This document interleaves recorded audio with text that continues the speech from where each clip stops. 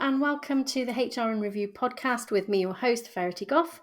I'm going to be joined today by two people who have got lots to say on the topic that we're going to be discussing. We have Kul Mahay, who is the CEO and founder of Ignite Your Inner Potential. I'm going to ask you both to introduce yourselves shortly. And Joanne Lockwood, who is the CEO and founder of See Change Happen. Before we get into our topic today, which we're looking at the rollback on the DEI initiatives, which seems to be popping up everywhere at the moment, I'm going to ask you both just to give us a very brief introduction so we can let the listeners, viewers know a little bit more about you and how this is an area of your expertise. So, Joanne, if I hand to you first, do you want to give me a little rundown? Cheers, yes. Thanks, Verity. Hi, Carl. So my name is Joanne Lockwood.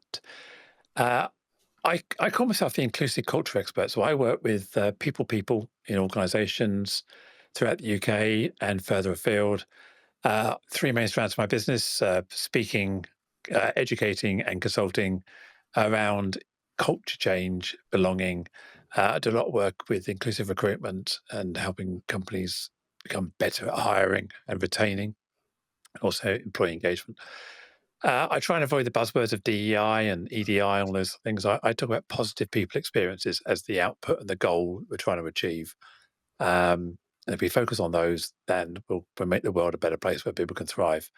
I'm also, what gives me skin in the game, if you want to describe it that way. I'm a transgender woman, 60 years old, with a background in STEM, IT, and electronics in my past life. And I've been doing this role now for about 10 years. And it's great to be invited to share my thoughts. Thank you. Thank you. Thanks for coming. And same question, Kul, please, just a little intro. Firstly, thank you so much for inviting me as well, Verity. Listening to Joanne there, and I'm thinking how many similarities there are. So I also stay away from the buzzwords of whatever the latest phrase is. It's DEI at the moment, but I tend to focus on what I call human-centered leadership.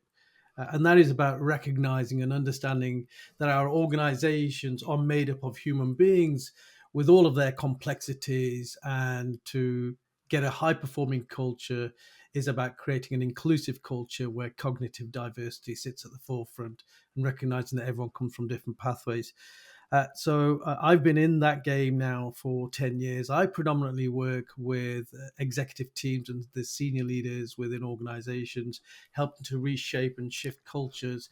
But before that, I was a police officer, spent 32 years in the police service. And what gives me, I guess, skin in the game was that I was a founder member of the Black Police Association movement back in the early 90s. I was one of the first vice presidents of the National Black Police Association. I was one of the architects behind the introduction of national recruitment targets for Black and Asian minority police officers and police staff.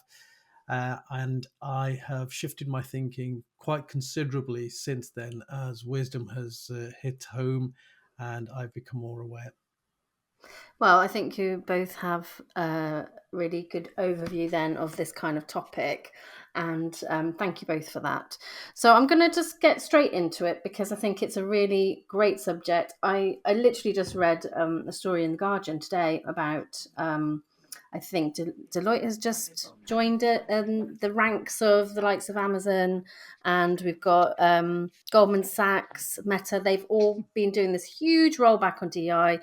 I'm using DEI here, FYI, because there's EDI, DEI, and I think just for the sake of ease for this conversation, so I know it's not necessarily ideal, but I think just as a general, so I hope that's okay. So those are the things that I've been seeing. In fact, the team here approached me about this topic saying, we think this is happening. We've seen this. If you're following the news, you're going to see that there's these changes happening. And obviously it's a massive turnaround. And, you know, it seems to be reflecting some of the changes going on in the labour market and political shifts going on across the pond. And as we know, that informs a lot of things that happen over here eventually as well. So with that in mind, do you think this is just a short-term shift, a little blip, let's say, or are we kind of looking at this more fundamental change in like corporate attitudes towards DEI? What are your thoughts? Whoever would like to start. Cole? Well, my thought, let Joanne? me dive in there while Go we're for all it. pensive. I think the fundamentals will not change. You know, we want to treat our people fairly. We want to get the best out of people. We want to give people opportunity. I think what's happened, you know, the DEI brand has been labeled as toxic. It's been described as woke, gone too far. It doesn't seem to be inclusive of people of privilege, people from the majority. And I think it's those people with privilege, the majority, that are pushing back, saying, "Hang on a minute, what about me?" And I think sometimes in some DEI initiatives, it's become very focused on identity, whatever that may be, gender, race, whatever it may be, without necessarily sound business objectives and outcomes backing it up. So businesses have ploughed millions, probably tens of millions, hundreds of millions over the last 5, 10 years. And are they really seeing any benefit to that? And yes, they may be able to have intangibles around their people experience is improved. But I think a lot of businesses made the mistake of going into these initiatives without an end in mind, without a plan, other than it's trendy, we should do this, there's hashtags. We've got a lot of vocal people, activists, well, many people in our organization that are promoting it. And now they may be looking back going, hang on a minute, it's giving us an excuse to pause, reflect, and look at the cost justification. Because whilst I'm a great believer it has to be people first, initiatives aren't sustainable if there's no business outcome to it. So it's got to be a business outcome. So I think Agreed. people lost or didn't ever discover their why they were doing it. And maybe they've embarked in these initiatives without truly understanding. And I think what this will do is give people the opportunity to reset and question that why without blindly carrying on getting no benefit. So that's my view. Okay, thank you. I Cool. think that makes a lot of sense, and I agree quite strongly with a lot of what you're saying there, Joanne. In my own experience, I have seen the repetitive cycle of DEI, EDI, race and diversity, whatever equal opportunities training, whatever name it was given at that time. I've seen that cycle performing over the best part of 4 decades now. I joined the police service back in the early 1980s. It was just after the Scarman report had been launched after the Brixton riots of 1981. And within there, we were talking about institutionalized isms, specifically about racism at that time. And there was this whole denial around this. So I think what's happened is over the years, part of the feel good factor is to introduce these programs, these strategies, and these policies that are seen to be bringing about change. But I would ask the same kind of questions. What change are they really bringing about? Are they bringing about any change at your bottom line, your performance, your profit margins, your interaction with the community, the service that you provide? Is that being improved as a result of these? Now, I know there's a big conversation, and I've been a part of that conversation, that representation matters. And of course, representation does matter. But representation in of itself doesn't work unless it's backed up by some sense that if we are going to invite people into the organization that are demographically different, we have to allow their pathways to influence the conversations that go on around the boardroom table, i.e., we need to challenge the groupthink mentality, we need to challenge our policies, we need to be getting better at recognizing that diversity is more than demography. It's more than how you look, where you come from, what community, what marginalized community you may belong to. It is about how you think and the experiences that you've had throughout your entire life. And I think what's happened over the last couple of decades is that we've marginalized some of the majority within that community by almost demonizing them and saying, hey, because of privilege, because of you're a white man, you're heterosexual, etc., etc., etc., you hold all of these privileges. And I'm not entirely sure that that has been the sensible thing to do.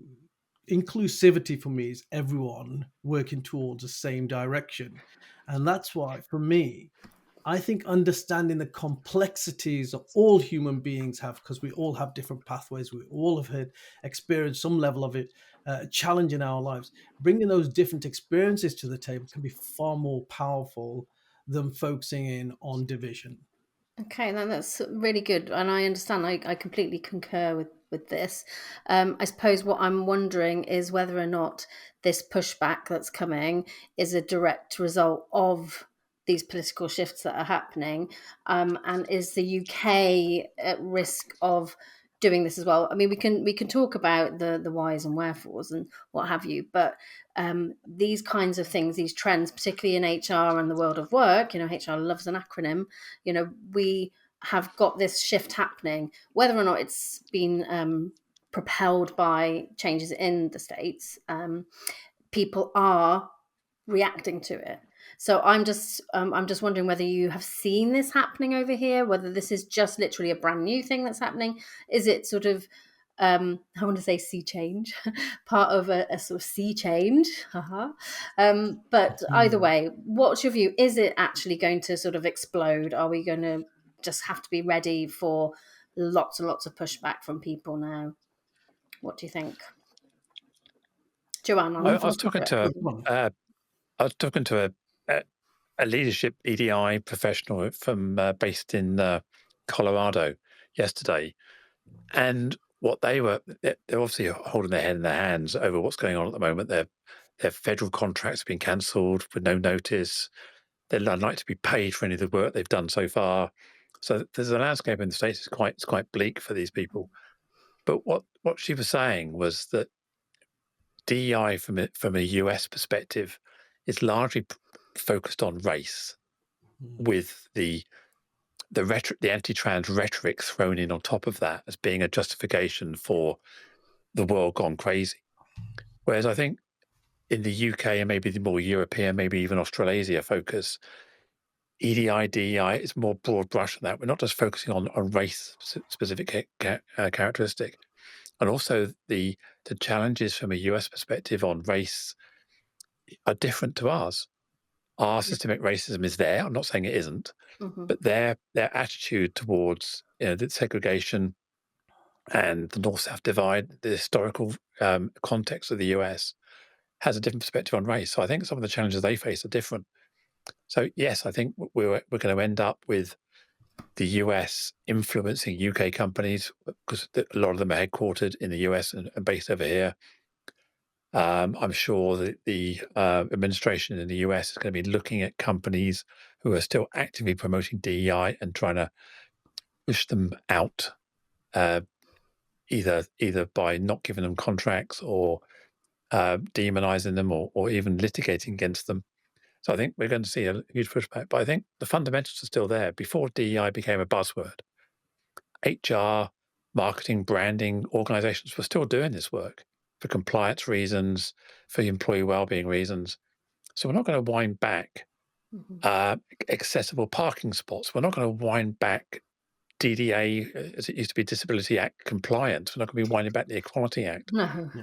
We're just going to be doing it differently. And I think HR and the DEI that we're doing now will just be rebranded into leadership, into well-being programs, Yeah. into accessible hiring. So we're still going to be doing the same things, but maybe losing that DEI brand as such and the hashtags maybe. I think I was also having a very interesting conversation on this, and I think, in answer to your question, Verity, I think it's going to grow even more so in America. Mm-hmm. Um, and as part of that conversation, I'd done a bit of research, and I found that Google, Meta, Amazon, McDonald's, Walmart, Target, Ford, all of these are huge organizations in Yeah. America, and I think that's probably just the tip of the iceberg. They have all rolled back on their DEI initiatives, and you can see that happening. And it's almost going to be like an avalanche, I Domino think. effect. Yeah, Yeah. absolutely. So as you get these larger organizations, it is bound to happen. I think where DEI has perhaps gone wrong for me in this country, in the UK, is that we have taken the language of the Equality Act, the DDA, we've taken the language of legal acts and incorporated them into what should be a culture change initiative within organizations. And I think that's what allowed DEI to exist or grow as a brand. I mean, the number of consultants, DEI consultants, I mean, Joanne has just touched upon this. The number of DEI consultants that have increased just in the last 4 or 5 years is exponential. Suddenly, overnight, everybody seems to be an expert in DEI and doing consultancy in DEI. So it is a business. There is no doubt about that.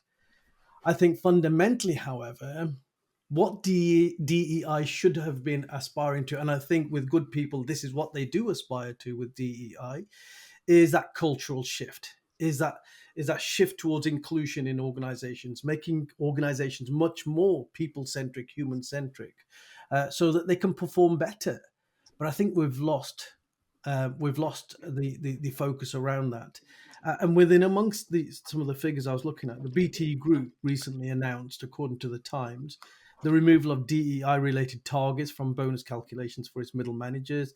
69%, according to Personnel Today, 69% of UK employers anticipate changes to workplace DEI policies influenced by developments in the US. But only 6% expect major challenges. 53% of UK employers continue to support DEI policies, with 22% expressing a desire to strengthen these initiatives further. So I think in the UK, I don't anticipate that we're going to go down the same pathway as America. We approach and we think about inclusivity in a slightly kind of different way We have to a the different US. government as well. 100%. So, you know, that But that that helps. rhetoric, that American rhetoric, still exists in this country. You know, you Does. only have to look to some of the more right wing, and I'm not saying extreme right wing, but the more right wing in our political arena. They are challenging some of the things that are happening and have been happening in DEI, just as the Americans have. So I think we're on the precipice here in this Mhm. country. We can either take that cool, calm, collected approach and understand that DEI, it was no more than ensuring that organizations create environments where people operated at their very best, where people felt included, appreciated, heard, and seen, because that's what it should be about. Let's get this right. It should not be about division. It should be about where everybody feels they matter and they have something to contribute and they are listened for that and appreciated for that. And that's what's going to drive performance in organizations. I hope that's the way that we're going to go. I hope that's what's going to happen in this country. I feel reassured that we think slightly different to The our UN. cousins over in the Yeah. US, and these figures that I've seen recently tend to suggest that as well. So I'm still very hopeful, to be quite honest. Well, I Yeah, want can to I just just. chip in a bit more? Oh, yeah, of course, Can I Joanne, just go chip in a ahead. bit more? Because I think you've only got to look at, International Women's Day, month and a bit away. Mm. Mhm. I've taken part in many of these, and if you, I stood on stage, looked out the room, and the room of 600 people is 95, 96% women and a handful of men splattered around. So these initiatives, these awareness we're trying to create, they're not actually touching the people we want to hear. When a black or brown person talks about race and racial inclusion, it's black and brown people that respond to that message. White people just go, "That's not for me." Yeah. You know, sexism is a male problem. Racism is a white problem. We got to, if we're not involving the people in those conversations and they're not interested, then change will not occur. I think what we've done is we've created a complexity of language, a complexity of rules, a telling attitude. You must do this, you must do that. Inventing language to fit things in, crowbarring people in. They're going, well, hang on a minute. And the fear of getting it wrong is so great. People are berated in the press, in the media for saying the wrong word. Okay, education should have occurred first rather than public humiliation. And I think what's happening is there's a whole lot of people out there that are just saying under their breath, I just don't get this anymore. I'm really scared of it. People are coming at me with pitchforks Yeah. rather than sitting around with me around the table And and that's having a conversation. very interesting, Joanne. I was sat with a group of senior leaders only 3 days ago, and we were 2 days ago, and we were talking about inclusion. And one of the messages that were coming through thick and strong, and these people were genuinely interested and genuinely passionate about creating inclusive cultures. They said, we're actually treading on eggshells. We don't know what terminology to use anymore.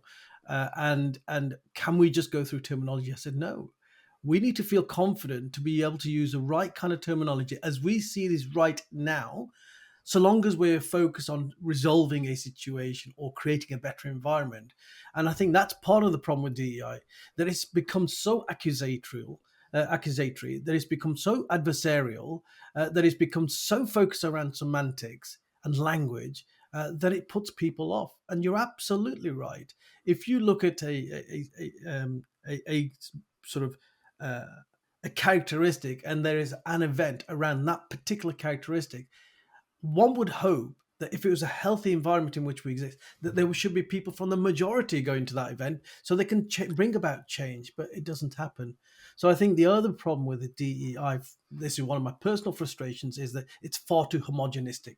We compartmentalize people and say all black people, all people who are non-white have the same issues. I Yeah. mean, that's so People ridiculous when you think are about it. individuals, aren't they? So, Yeah, I mean, there why? are so many different cultures around in the world. How can Yeah. all non-white people have the same issues? How can all women have the same issues? How can all trans people have the same issues? Because every single person is an individual. And I want to individualize the people in our organizations and create an environment where human beings are welcomed and appreciated for who they are. The characteristics should be secondary as far as I'm concerned. Primary should be that the fact that they're human beings. Get You that right, see, and everything else will flow. I don't know whether you agree, but looking at the different areas of HR sort of focuses on, well-being has had a really good go with the DEI thing. The well-being area seems to be a lot more considered when it comes to inclusivity and diversity. You read the statistics about like menopause is a really good example of that. That's been a huge improvement in the workplace, men's health as well, and various different areas of it. I haven't got any figures to hand, but I've been writing a lot about this recently, and it seems that's one area that has improved. But we still seem to have an ongoing problem with our DEI. We still do need this because you just have to look at the figures from various reports to see that people are feeling marginalised in the workplace. They're not feeling heard. They're not supported. There is derogatory language being used. That's not changing. Of course, there's going to be some amazing organisations that really work hard and have great results, but a bit of a sort of straw poll of these, and there doesn't seem to be a massive shift in things, and there has been a pushback regardless of what's happening in the States. The appetite for change has been kind of on the cards for a while, I think, but it is a moral question. So how can leaders and those in the organizations, people that you deal with, how can they sort of balance the business case, let's say, with the moral case of, and make sure that their people are protected and safe, and the sort of psychosocial safety in the Psychological workplace? safety, yeah, yeah. Yes. So Yeah, but well, I'm interested to know. yeah. I mean, again, if we start with a US-centric model, a lot of the DEI initiatives are orientated around hiring process, giving people, the Rooney Rule. Every person you interview, at least one of those people must be black, et cetera, et cetera. So there's this feeling of a diversity hire or a characteristic hire. You're getting hired because you're black, because you're disabled, because of whatever it is. I think what people are latching onto is these negative sides to DEI. Whereas, are we talking about greater acceptance of menopause in the workplace? Are we talking about greater accessibility? We talk about reasonable adjustments. People talk about quiet rooms, prayer rooms, flexible time off when they're through pregnancy, paternity leave. All these things. People say that's DEI initiatives. They go, no, no, no, no. That's not what I think about DEI. DEI is the barriers to white people getting a job, Yeah. and that's kind of what it's been equated to. I think what we need to do is we need to change the narrative, because there's this belief in the meritocracy, and every time you're hiring somebody due to a diversity initiative, there's a belief that the meritocracy is being rocked because you've hired a black person, or you've hired a disabled person, or you've hired a trans person. If it was a meritocracy, the white person would have got the job. That's what the belief is. Yeah. And there's almost a belief now that we've created this by hiring for diversity or hiring a broader demographic, you're hiring for second best. And that's kind of the shift that's driven, I think, in the US, and what a lot of people in this country believe also for anti-DEI. They don't see what DEI has benefited from. It's just these big ticket things. So if we can reframe it so that we're not focusing on DEI rocks the meritocracy, we still want the best people for the job, but it's getting access to the best people is the challenge we've always faced. The typical subjects apply. We think about imposter syndrome and various things as well. And the point made around psychological safety, some of that comes down to I can't be what I can't see. So you have to believe that you're not the first. How many times have we seen women get promoted to senior leadership boardroom positions, and we've got that cliff edge where they just get pushed off the edge, or they don't apply? The environment's going to be toxic. It's not ready for a strong female leader in that organization. So these are kind of DEI initiatives, but they're actually good boardroom sense as well. I know Carl talks a lot about this in boardrooms.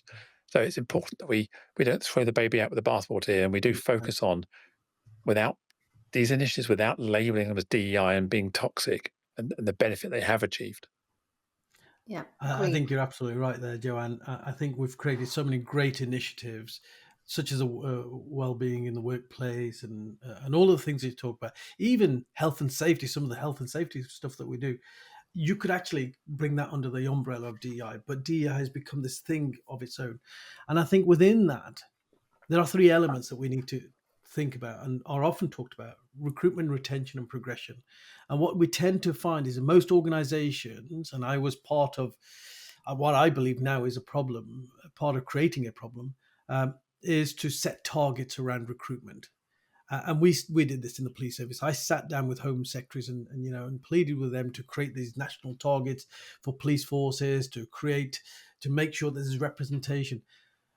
But now I look back on that, there are two problems with that. One is that it gives organizations a tick box excuse that providing we meet these targets, everything is okay. We can take the foot off the pedal. The second issue is there is no focus or very little focus around retention, because when you start looking at disparity of people from marginalized communities leaving organizations, you'll find there's a huge disparity between those and those who are predominantly white heterosexual male. So why is that the case? I believe it's because we haven't aligned our cultures enough, readied our cultures enough to see difference coming into the organization. And it takes me back to the whole issue around cognitive diversity. If you're going to hire people who have come from a different pathway, then get ready for different conversations. But if you've not geared your organization up to accept that, embrace that, and then be able to have more creativity, innovation in your organization, A, you're not going to perform much better. And B, you're going to lose all that talent that you spent huge amounts of money on bringing into your organization. So you'll be stuck in this cyclical, constant drive to achieve these targets. So I think there is a huge issue around retention. And what retention means is to create an environment, a culture where everybody feels included, everybody feels welcomed, and everybody feels valued. So it's Yeah, about I okay. always lead with retention first, and I think we see too many organisations who get the job spec out, they do the recruit marketing, they're out there trying to hire, as you say there, Carl. Yeah. But I would always say with organisations is the hiring process should be the last thing you do. Yeah. The first thing you need to do is stand outside your building, look up, and say, who are we? What do we represent? What are our values? What's our vision? What's our culture? How do Yeah. we nurture that? And there's And a look at leap of faith, retention. isn't there, Joanne, as well? There's a leap of faith that if you get that retention right, recruitment should look after itself, because you Yeah. then become an employer of choice. You become an employer that all of these people from all of these marginalized communities and characteristics want to be a part of that organization, not because they belong to that demography, but because they're a human being and they want to be part of something special. That comes back to Verity's question about psychological safety. Mm, Can I Yeah. trust you with me? That's fundamental. yeah, Psychological safety is all about, can I trust you? And I think the other point you were saying there, Carl, is you've got the recruit, the retain, but the progression inside. I was working to an NHS trust recently, and they looked at this sticky floor syndrome, mm, where they looked at a portion of their employee base, And they were stuck at band 1 or band 2, and they looked at the demographics of that base, and it was typically young Black women who were rising up to be older Black women in the same roles. Yeah. Whereas the progression was all about younger white people progressing into through the nursing, through the doctorate route, the consultant route. And so, yeah, it's not who we hire, it's not just who we retain. It's how do we progress people in environments where people don't have choice to go somewhere else. You know, in the NHS, you leave one hospital to go to another one, and they're very band focused. It's very hard to get promoted outside your band without going through a lot of rigmarole. So, how do we progress people up from 1 to 2 to 5 to 6? Who aren't we considering? So that's I think that's a fascinating discussion in of itself, because I've worked with a few organizations, I've worked with a couple of universities where people tended to be stuck at certain bands, and no matter what the organization did, they couldn't get these people over that band. I've worked with a couple of schools of psychology where they saw the same disparity. People came out, did the undergraduate degree, but for some reason there was a huge disparity in terms of the number of applications and successful applications for the doctoral program. And we've run 6 cohorts of them, and we've seen a 25% increase. The only thing that we've actually focused on is equipping potential candidates with leadership skills. And I think what's actually happening is that people opt themselves out when they feel that there is a system there that is not going to be fair to them or is not geared towards them. So they simply self opt out. And as a consequence of that, they don't have the opportunity to partake. And if they had partaken, they may well have been successful. And the organization gets frustrated and starts scratching its head and say, what more can we do? So I think it's a perpetual thing. If we create the right environment, people start feeling that they have an equitable platform from which they can launch themselves. And I think we'll end up getting a wider, more diverse recruitment process coming in as a natural consequence. Fascinating I point, think I find. I want to just ask then. So let's get practical, okay? These are HR people, people who might be listening to this, who are perhaps thinking, I know the leadership team has got some concerns over the recent thing we've implemented, or budget isn't appearing to be freed up for certain things. And they're concerned because HR has got their finger on the pulse of the organization. They know what's going on. They know their people. They know who might be having problems. They have such a good overview, which we hope they feed back to the leadership team, but that message doesn't always connect. And the leadership team can be quite homogenous and deal with everything on their own. And that's where maybe the problems are. And we will see these shifts in the DEI initiatives and lack of budget, let's say. So what can they do? How are they going to tackle this? If it is a leadership issue and things are shifting, perhaps it's coming from, HQ and it's filtering down. What would you say to the person who knows change is on the cards, but they don't necessarily want it to happen? They want to protect their people and kind of keep that sense of belonging and psychological safety and the moral question, of course, as well. Joanne, what would you say? Again, we're not trying to throw the baby out with the bathwater here. What we're trying to do is we're not trying to abandon everything. And I think what's happened in the States at the moment is a knee-jerk reaction. People taking large Massively. pages off their website. Yeah. They don't know the extent of the executive orders, what that means until they're challenged in court. Removing all the stuff from the CDC website around bird flu and who it's affecting, taking travel advice off, and keep the T out of travel advice. So no trans advice anymore. So a lot of people just wound this stuff back, thrown it on the floor, and hopefully they can unarchive it later. So I think the key thing in the UK, when to answer your question, what can people do if there's things that are coming down they don't agree with? Let's look at what the actual edict is. What don't they agree with? And I think the wellbeing programs, everything we're talking about, we've just been into just now, shouldn't change. It's just the vector and the velocity. Sometimes it's what are we trying to achieve? How fast are we going to do it? How do we get people to buy in? What's the outcomes? What's the why? What's the results? Let's focus on those, and then not saying ignore what you're being told, but just refocus. What's the essence of what you're being told to do? Is it really make people's lives worse? No, it's not. Is it about reducing productivity? No, it's not. Is it about making people feel less psychologically safe? No, it's not. But it's around trying to make sure that the mistakes we're making by excluding or creating languages has to evolve to be more inclusive. Again, back to culture, back to vision, back to values, back to progressing and treating all people as valuable resources, not just the loud activist hashtag of the month people who are passionate. So I think, yeah, each Kind of take a organisation is step different, back a but little bit. yeah, take a step back, reflect. Yeah. What are you doing, and why are you doing it? And if it is just having a party on a Friday because there's a hashtag, then maybe that doesn't have the benefit. Maybe it's just a team get together, and let's celebrate each other, not just being black or just being trans or being queer or whatever it may be. Mm-hmm. Carl, I what about couldn't you? agree more. I couldn't agree more. I mean, first thing I would say, however, is this isn't an HR responsibility. This is a collective responsibility. Mm-hmm. And if there are leaders in organizations who don't recognize the part that they play in this, then they really need to look long and hard in the mirror. That's my basic advice. That is the fundamental role of leadership in any organization. And your greatest resource in most organizations, your greatest resource, your largest amount of budget is spent on your people.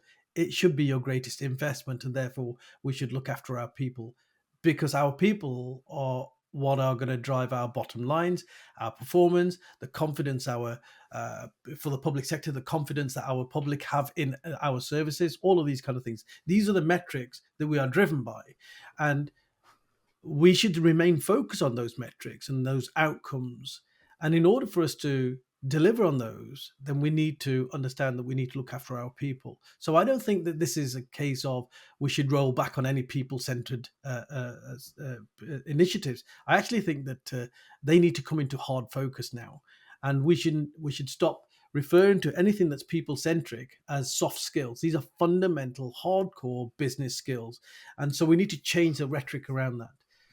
But just as Joanna said, this is not about allowing for marginalized or radicalized is probably the wrong word, but to have these activist voices coming out from all ends. I think that's going to confuse the picture.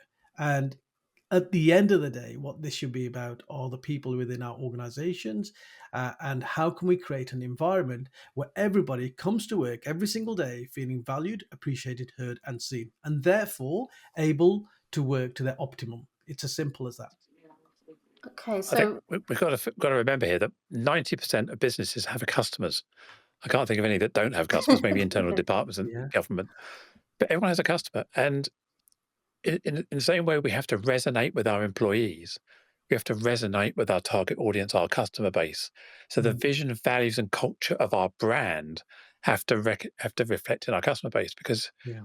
if your customer base is broad, men, women, black, white, gay, queer, whatever people, if you're seen as a monoculture that doesn't appeal, then you're going to lose. And we look at brands, significant brands over the last 20 years that have all fallen off the radar because they weren't staying in the world. Gen Z are a different breed of thinking than I, as a Gen X or millennials, face.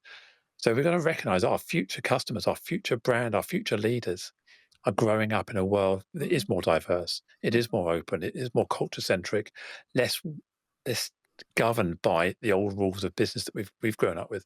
So I think it's really important that when we think about workforce planning, where we're going to be in 2030, where we're going to be in 2035 and 2040, it's the Gen Z people that are going to be driving the boat at that point. Yes. transparency is everything to them, so that doesn't leave much, nowhere to hide. I think what I'm getting from both of you is there's a lot of noise around this, and sometimes you have to ignore the noise and push it away and really focus in on what it is that's best for your organization, your people, and your business objectives. Let's face it, business is there to be successful and make money. So maybe the knee-jerk reaction that we're seeing from the States, with we can hope that isn't going to just translate into well, I can't see that would happen over here in the UK. So we have to have a bit of faith in the UK as well. Yeah, I don't think we'll see some kind of a tsunami coming from No, the Atlantic Ocean swathing over our country. I think I that's think the we will fear, take a though. That is the sorry. fear. That is the fear for Yeah, some. it's a realistic fear, isn't it? But I genuinely believe that we will take a much more balanced view, and I think m- most organisations, and we can see it with some of the figures that are coming out now. Most organisations in the UK will recognise the importance of looking after their people, of creating psychological safety, of creating cultures that are inclusive cultures, while ever maybe rolling back from some of the traditionalist DEI rhetoric. Do we have any other acronym that we can use? Can we think of anything that would be better? Yeah, human-centered leadership. Oh, of course, that's a good one. It's true. It's true. Yeah. Positive people experiences. There we Yeah. go. I love it. This is great. We need to make them in. Oh, well, HCLC, yeah, people. They're brilliant. Thank you. It's outcome focused is what we're talking about. Right? Yeah. Everything else, the EDI message is often input focused, not outcome focused. I think Yeah. whether It's it's true. human centered leadership, whether it's positive people experiences, that's what we're trying to leave people with. Trying to leave people with change. How do we move people from here to here?